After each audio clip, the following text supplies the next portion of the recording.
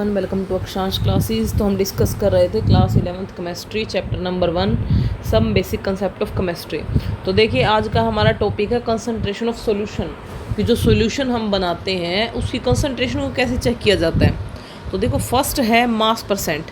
मास percent कैसे निकालते हैं हम देखो, अगर हमें किसी भी कंपोनेंट का मास निकालना है, जैसे सोल्यूट है, सोलवेंट है, किसी का भी निकालना है, मान लो मुझे सोल्यूट का निकालना है मास परसेंट ऑफ सोल्यूट, तो ऊपर क्या लिखूँगी मास percent of mass of solute divide by total mass, यानी मास ऑफ सोल्यूशन इंटू 100।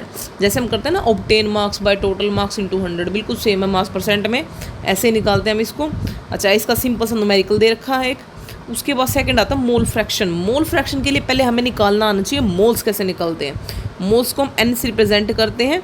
इसको निकालने के लिए हम क्या करते हैं, गिवन मास जो हमें दे रखा है, ठीक है, डिवाइड बाय मोलर मास, ये होता है हमारा मोल्स निकालने का फॉर्मूला। अब मुझे निकालना है मोल फ्रैक्शन। मोल फ्रैक्शन को काई या जाई बोलते हैं, इसको इससे रिप्रेजेंट किया जाता है। अब मोल फ्रैक्शन मान लो दो कंपोनेंट है मेरे पास ए एंड बी। ए हम लेते हैं नॉर्मली सोलवेंट के लिए, बी लेते हैं हम सोल्यूट के लिए।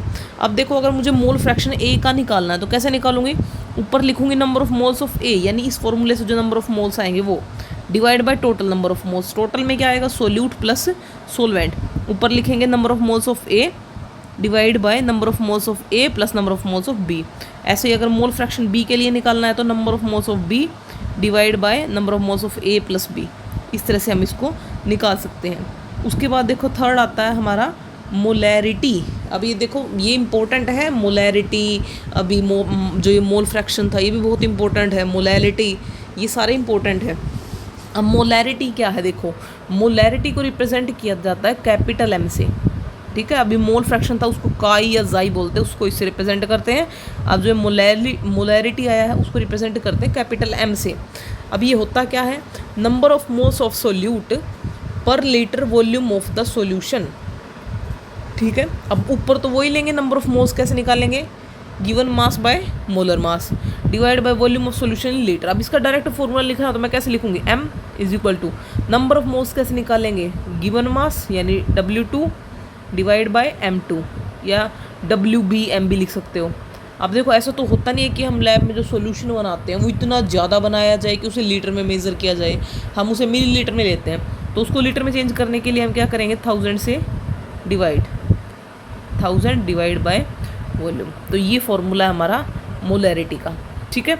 अब मोलैरिटी की यूनिट देखेंगे तो देखो क्या है मोलैरिटी की यूनिट, ऊपर है नंबर ऑफ मोल्स, ठीक है, डिवाइड बाय वॉल्यूम। मोल्स की क्या होती है मोल, और वॉल्यूम की क्या होगी लीटर, मोल पर लीटर, ठीक है। तो ये इसकी यूनिट है, हम डायरेक्ट इसका फॉर्मूला यूज़ करके इजीली इसकी न्यूमेरिकल फाइंड आउट कर सकते हैं। अब देखो अब यहाँ पर एक फॉर्मूला आता है, अगर मेरे पास दो सॉल्यूशंस हैं, मान लो मैंने एक सॉल्यूशन लिया, उसमें V1 वॉल्यूम है, उसकी मोलैरिटी है M1, उसको चेंज कर दिया मैंने, ठीक है, चेंज करके मैंने उससे दूसरा सॉल्यूशन बना लिया। जैसे सिंपल मान लो मेरे पास सॉल्यूशन है एक जिसकी मोलैरिटी 0.2 है, वो है मेरे पास 100 ml।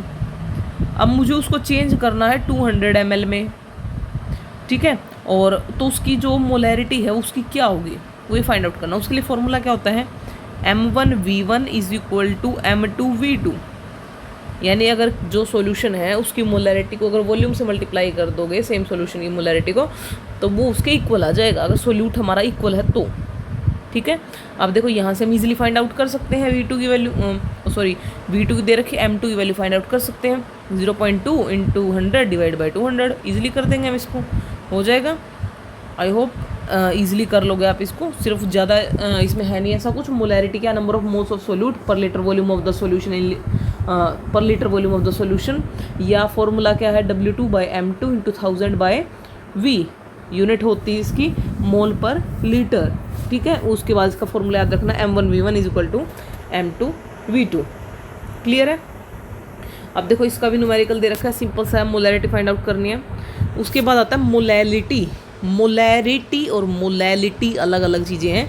अब देखो यहाँ पर क्वेश्चन क्या आता है कि ऐसा कौन सी कंसंट्रेशन टर्म है जो टेम्परेचर के साथ चेंज नहीं होती, तो वो है मोलैलिटी। मोलैलिटी को रिप्रेजेंट करते हैं हम स्मॉल m से। ये क्या है, number of moles of solute divide by mass of solvent in kilogram. अभी ये क्यों ऐसा है कि ये चेंज नहीं होती टेम्परेचर के साथ, क्योंकि इसमें क्या लिया गया, मास लिया गया सोलवेंट का इन किलोग्राम। उसमें क्या लिया था हमने, वॉल्यूम लिया था। वॉल्यूम चेंज होता है विद टेम्परेचर, ये मास चेंज नहीं होता। अब इसका फॉर्मूला क्या बनेगा, W2/m2 इंटू 1000 डिवाइड बाय नीचे क्या है, मास ऑफ सोलवेंट, यानी W1। ये फॉर्मूला बनाएगा हमारा किसका, मोलैलिटी का। अगर हमें न्यूमेरिकल फाइंड आउट करने हैं तो उसके लिए ये फॉर्मूला है। वैसे अगर हमें डेफिनेशन की फॉर्म में लिखना है तो ये फॉर्मूला यूज़ करते हैं। ठीक है, ईजी है बिल्कुल, क्योंकि हम 11th क्लास 12th क्लास में सेम ही पढ़ते हैं, इसमें कोई डिफरेंस नहीं है। अब देखो इसका भी दे रखा है हमें न्यूमेरिकल, इसमें हमें डेंसिटी दे रखी है। डेंसिटी का फॉर्मूला क्या होता है, मास बाय वॉल्यूम, यही होता है। अगर डेंसिटी दे रखी है मास बाय वॉल्यूम होती है जो, और उसके बाद क्या दे रखा है, ग्राम पर ml दे रखी है। Calculate the molality, molality find out करनी है। ठीक है, मोलैलिटी दे रखी है, मोलैलिटी फाइंड आउट करनी है। ये भी इजीली हो जाएगी, इसमें कोई ऐसा कॉम्प्लिकेटेड चीज़ तो है ही नहीं। मोलैलिटी दे रखी है तो हम मास का हमें पता चल जाएगा। कैसे निकाल लेंगे मास, अगर हम मोलैरिटी दे रखी है यानी number of moles of solute per litre volume of the solution, यानी 1 लीटर में इसके 3 मोल हैं, तो 1 मोल की वैल्यू क्या होगी, इसका मास जो आएगा वो, यानी 58.5। तो 3 मोल्स निकालेंगे तो उसकी वैल्यू क्या आ जाएगी, यानी 175.5 ग्राम है वो मास है किसका, सोल्यूट का। ठीक है, और जो है हमारा, उसके बाद हम क्या करेंगे, मास ऑफ 1 लीटर सोल्यूशन निकाल लेंगे, निकल जाएगा। ये भी हमें आता है निकालना डेंसिटी का यूज़ करके। डेंसिटी का फॉर्मूला होता है मास बाय वॉल्यूम, वॉल्यूम दे रखा है, डेंसिटी दे रखी है। देखो density is equal to mass by volume, density है गिवन है, वॉल्यूम हमें पता है 100 ml है, और 1000 ml है। इजीली हम इसको निकाल लेंगे तो यहाँ से मोलैलिटी निकल जाएगी। ठीक है, आई होप आपको समझ में आ गया होगा। तो हमारा चैप्टर यहीं पे ख़त्म होता है। ये बहुत इंपॉर्टेंट है, mole fraction, molarity and molality. Thank you and have a nice day.